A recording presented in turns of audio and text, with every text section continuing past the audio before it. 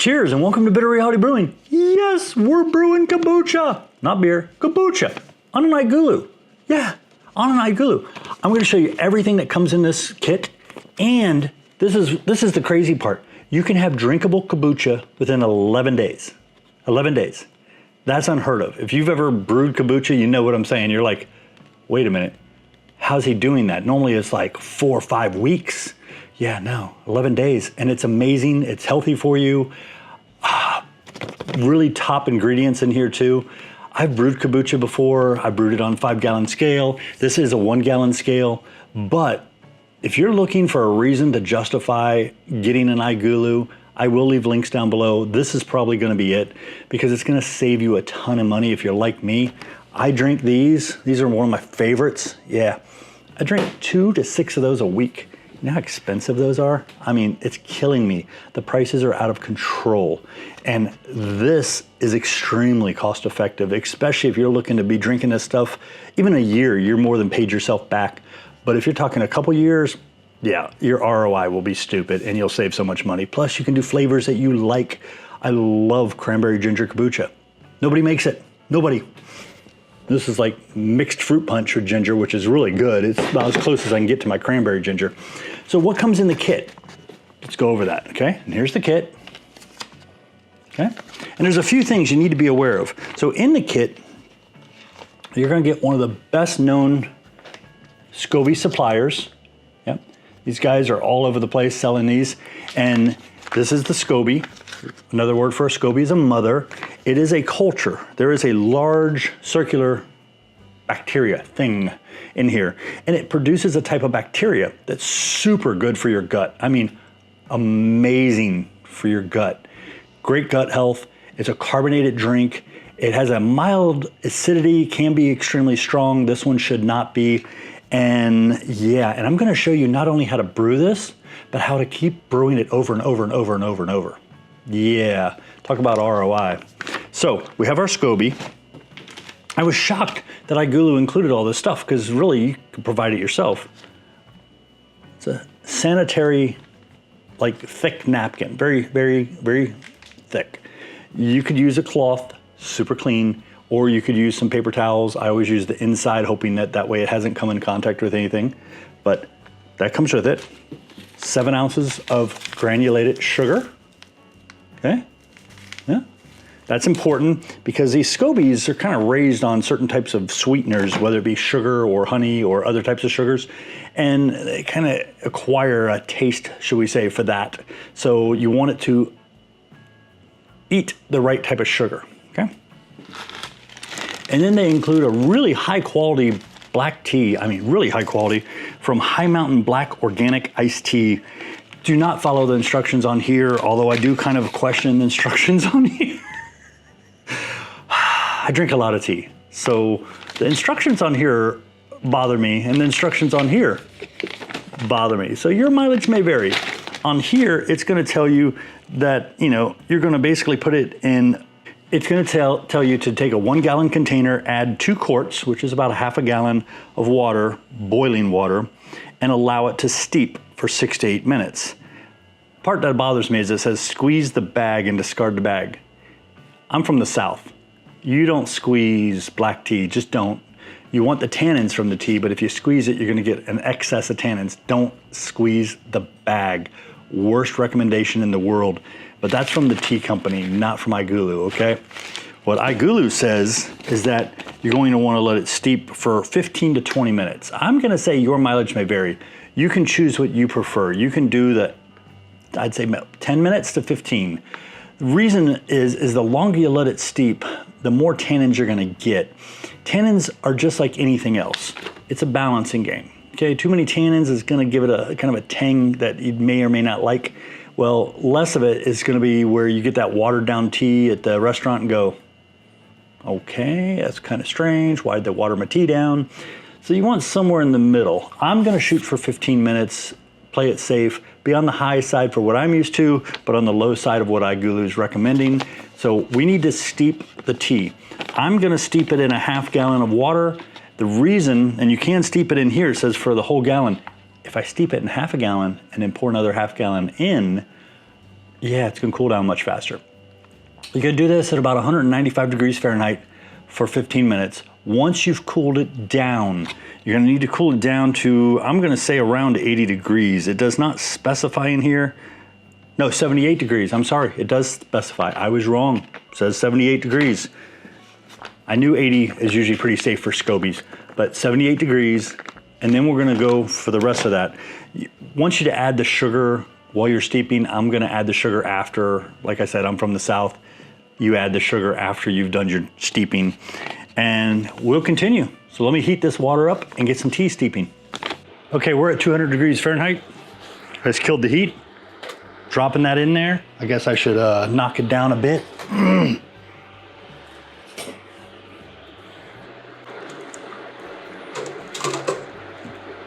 There we go. Okay, I'm gonna let that sit for about 15 minutes and then we'll pull it out.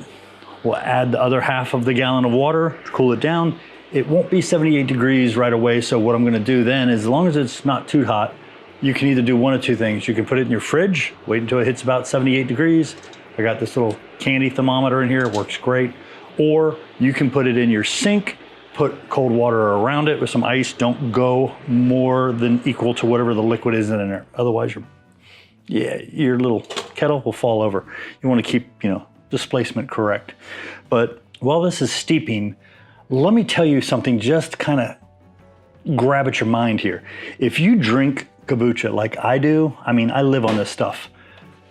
I did a little spreadsheet. Yeah, I did a little spreadsheet. Yeah, you can stop the screen if you want to.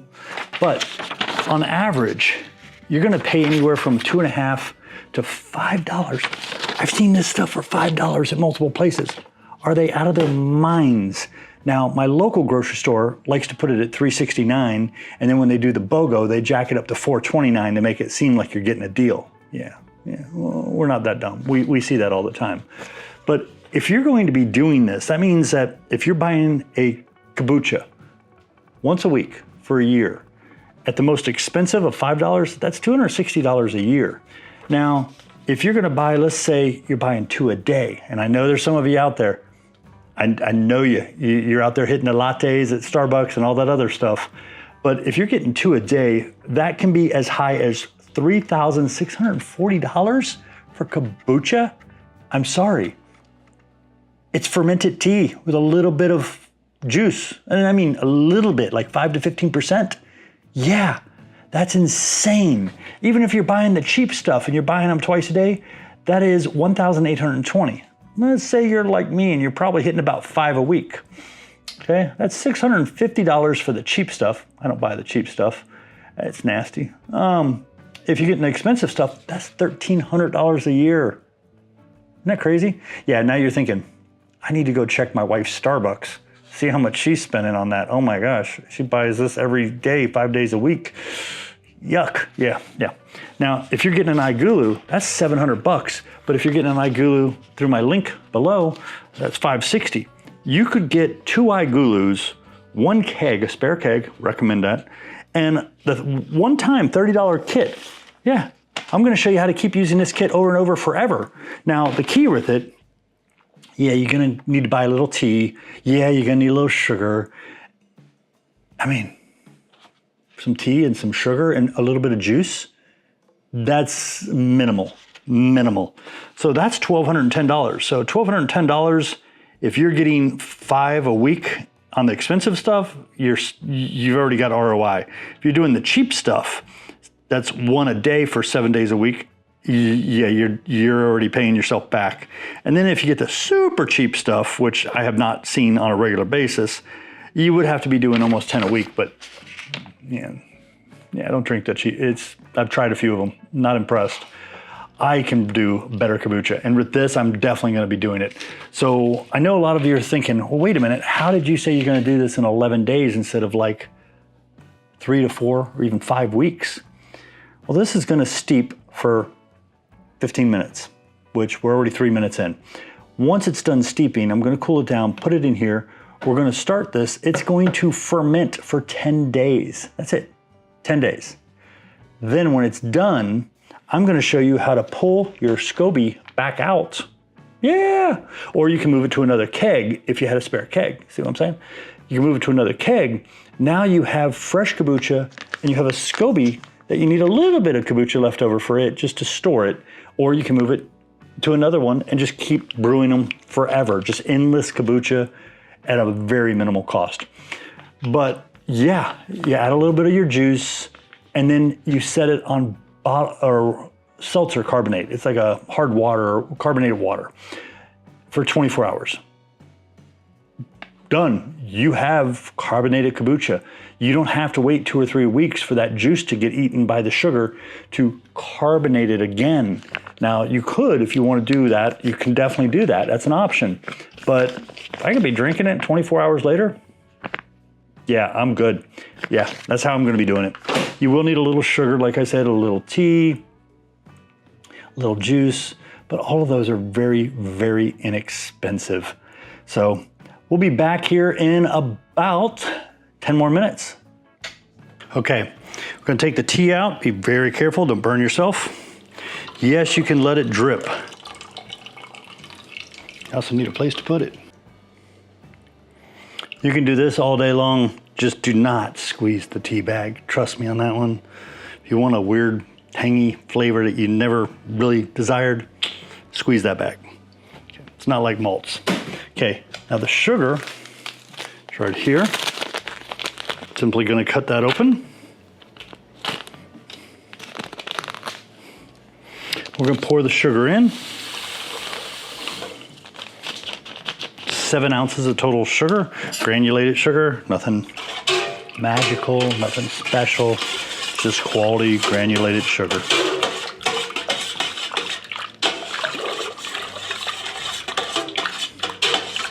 Okay, we're already down to about 150 degrees Fahrenheit. So I'm gonna pour this in. That should get us right to 1 gallon. And that dropped us down to about 120 Fahrenheit. So I'm gonna go put this in the fridge, let it cool down for a little bit. Once we get down to close to 78 degrees, we'll resume. Okay, we got our tea right at 78 degrees. So I'm gonna go ahead and pour this into the keg, carefully, but let you see it. Do not wanna spill this since we've already added sugar to it. We'll make a mess and be sticky.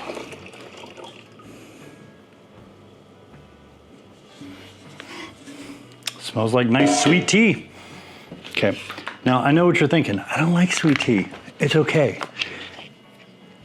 This will eat most of that sugar. So we're gonna take this, open it up. I've already rinsed it off once. I'm hoping it's okay. This is literally Gia, which is, or Gaia, G-A-I-A.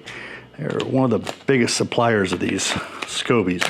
So if you don't want to make your own, you can definitely use theirs. And you want to pour it in nice and slow. Okay, it's nice and slow. And you may be wondering how you should store this. Well, when you get your kombucha, my recommendation is to pop it open, take this out and put it in the fridge until you're ready. When you're ready, take this out, let it come to room temperature the day before. Then go ahead and do everything, okay? You don't want to shock it, but at the same time, if you're not ready and it's gonna be a couple weeks, it's best to store this in a fridge, just nice, cool. It'll kind of like put it into a suspended animation, if you want to call it that. Now, we're not gonna toss this in there and say, hey, let's crank it up and start fermenting and pitch some yeast. There's no yeast, it's a bacteria fermentation. I know you're thinking, a what? It's all good. Okay, making sure your hands are as clean as possible. Open this up, okay? And let's see if we can do it a double, or can we do triple? Yeah, I'm gonna fold it like that. There we go. You can go quad, you can go single. Single's probably better, but I'm gonna go double. I just folded it over so it's kind of double. Okay. Make sure you get your C-clamp on here, okay? You don't want any openings. You just want to allow air through here, okay? That's the key. Just air, nothing else. No bacteria, gunk, nastiness, okay? There we go. I've got it on here. It's sealed all the way around. I'm gonna put it in here. Now, here's what's cool. If you have an RFID, you can use that. But you also want to make sure that you keep this software up to date. We've got a different video I'm working on for that. But keep the firmware updated. That way, if for some reason you lose the RFID, kombucha will be a choice on here, which I'm going to show you. So we're going to set this in there. And you're not going to put the lid on. I know, you're thinking, what? Yeah, don't even worry about the lid, okay? You want air, it's got to breathe. It's got to breathe, okay? So let's go around here and I'm going to show you. There we go, kombucha. We hit kombucha, it's going to come up. Say brew. Okay, now it's your call if you want to put the lid on. What I'm going to do is do it like that. I want to keep it warm, but I also want to let a little bit of air in. That's just me. That's how I've always done kombucha, is to keep it dark, but allow airflow. So technically, if you put it on here like this, I don't know how much air is going to get in there, so I'm going to leave it like that. Your mileage may vary. But after 10 days, it's going to automatically, from my understanding, it's going to do a, no, it's not. Actually, it says 11 days. I don't know. I guess we'll have to see. After 11 days, what we're going to have to do, and we'll add this to the video, I'm going to have to put the regular lid on, put the air on here, and carbonate it for 24 hours, and it'll be ready to serve. So we'll leave it like that for now. Okay, this is part 2 of brewing kombucha. Yeah, I'm dealing with a sinus infection. It is what it is. So what do we need to do? What's the steps? Well, if you see up here, it says, hey, add the CO2 and hit next. CO2's on there. I just don't want to hit next yet because I want to show you what the next steps are. So I'm going to take the lid off. The lid's been sitting, letting air flow in. I'll show you what the kombucha looks like. Yeah, nice, very nice. And there's a Scoby floating on top. Well, we want to preserve that Scoby. We don't want to have to buy another one. We want to keep that one going. If we screw it up, then yeah, we buy another kit. Not a big deal. If you have 2 going, buy a kit, rock and roll, all good. Okay, how do we preserve the Scoby? Well, you're gonna need either some Tupperware or a bag, and you're gonna need some of that tea to preserve it because it's an acidic environment that it needs, and then you'll simply put it in your fridge, usually on a top area, and just let it hang out there. Or if you have 2 iGulus, you can move it to the next one and have another batch going. So you can have endless kombucha and save a lot of money because it's ridiculous in the grocery stores. Well, first, before we go to preserve our kombucha Scoby, you need to get your stuff ready. That's right. What flavor do you want this? You want straight that? You want to add ginger? What do you want? So what I did is I have 1 tablespoon of pure, fresh ginger juice. How do I get ginger juice? Ginger juice to me over ginger or shredded ginger is just the smoothest, best tasting. Well, I simply bought real ginger. Less of the little barbs or branches off, the better. 1 big chunk. This one's beautiful. And I just use a vegetable peeler to get all the skin off. You don't want that bark. That bark is going to give it kind of a bite. You don't want that.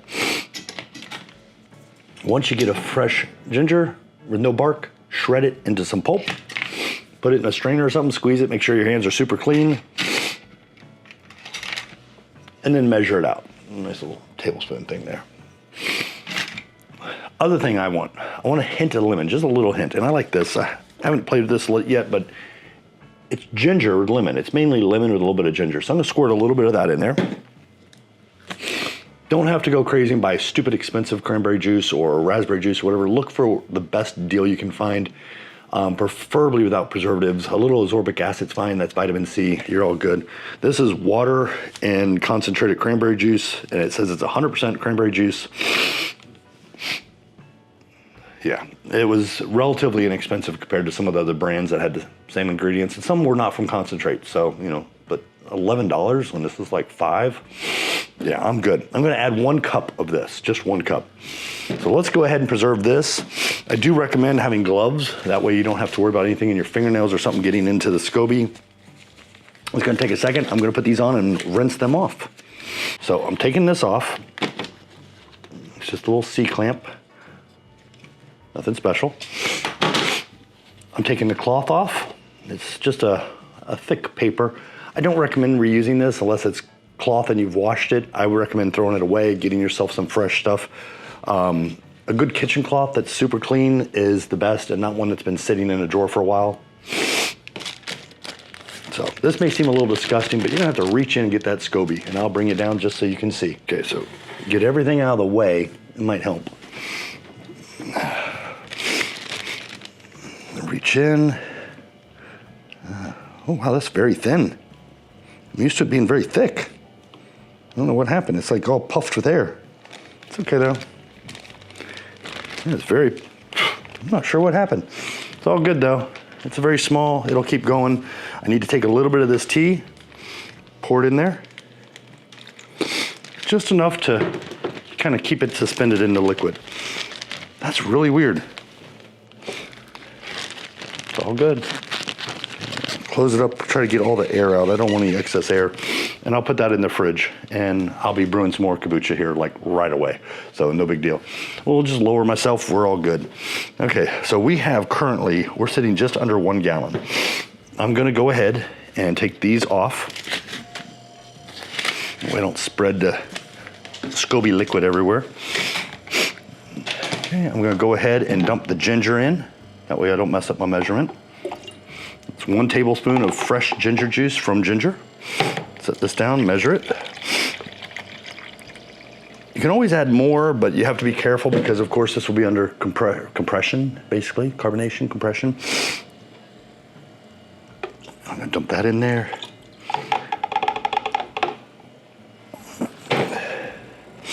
Oh, I see something floating around towards the bottom. Do I have another Scoby down there, or is that just... Okay, so here we go. Let's figure this out. I saw something moving in the bottom, so I want to see. I just washed this off real good. Do I have a Scoby sitting down there? Oh, I do. There it is. It's like, that was weird. Why did it get small all of a sudden? Okay, so my gloves are inside out, so let's see if we can get these back right side on.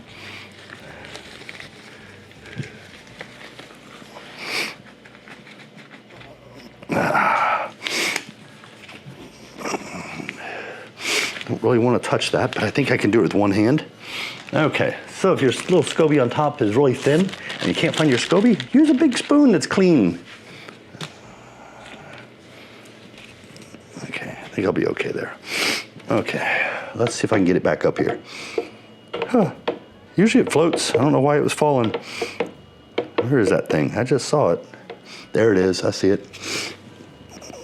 Ah, it's like fishing. Just without a hook. I see it now, and I got it. Okay, there it is.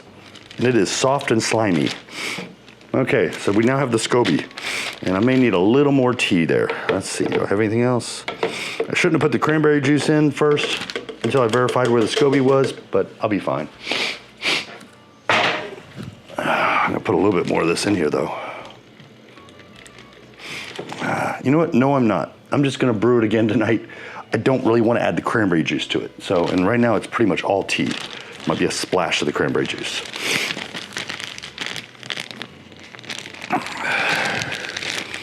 This is why I do everything live. Yeah. So you saw where I had a mistake, and hopefully if you have that mistake, now you learn from it. thought the Scoby just spread out, went thin. No, it was down the bottom. I had another little layer. All good. I could technically get two going, you know what I'm saying? Okay, so we got the cranberry juice. Oh, this is what I forgot. Okay, now I have this open. Took a little bit. Just one squirt. All good. Okay, now we need the lid. Okay, if you're like me and your lid's been sitting over there for a little while, after you cleaned it, clean it again. I'm gonna push this down. Put this piece back on. Now, two things to remember. This is gonna carbonate it in 24 hours, but because we added cranberry juice, now it's unsweetened, but it has sugar in it still.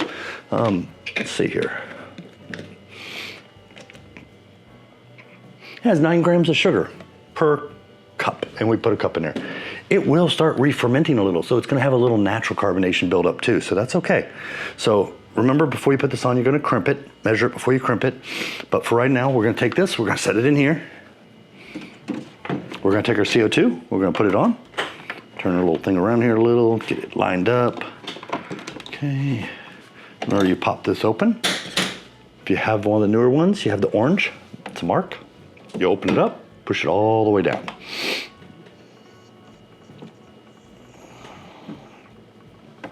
Once it locks in place, slide your little crimp back. Crimp it for now. We'll open it up later. I have found, I don't know about kombucha, but for beer, if I don't uncrimp it all the way, just a little ways, I get a lot less foam issues and everything comes out nice. Oops, forgot about this piece.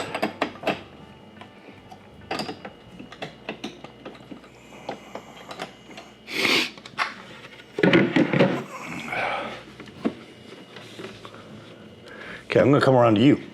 We say, stage 1 complete, install CO2. Yes. Remove Scoby and juice for flavor. Remove Scoby and add juice for flavor. Yes. Attach lid tight, tube clamp. Yes. Boom. As you can see, it's already starting to carbonate. It's going to do this for 24 hours. It'll cold crash it, and then we can enjoy our fresh kombucha. And we'll get another one going, and another one, and another one. Endless kombucha. It will save you a ton of money. Yeah, I already did the math, trust me.